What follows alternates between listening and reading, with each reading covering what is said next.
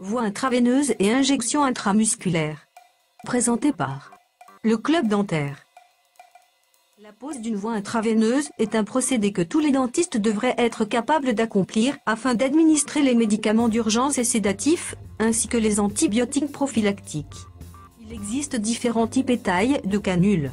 Celles dont on dispose fréquemment en cabinet dentaire sont Venflon marque déposée, Annie, canule papillon.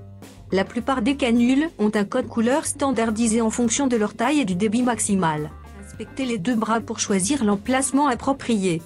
Les petites veines superficielles sont souvent difficiles. Appliquez le garrot 20 cm au-dessus du point d'insertion choisi.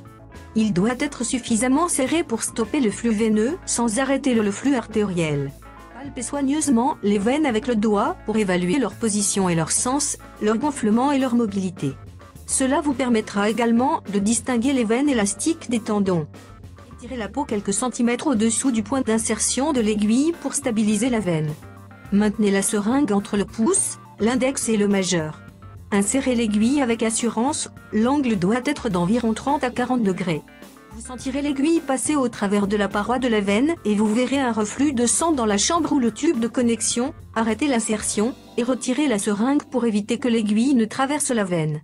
Continuez à faire avancer l'aiguille le long de la veine juste. Retirez l'aiguille d'introduction et, dans le cas d'une aiguille de type Venflon, rebouchez l'embout ouvert avec le bouchon plastique prévu.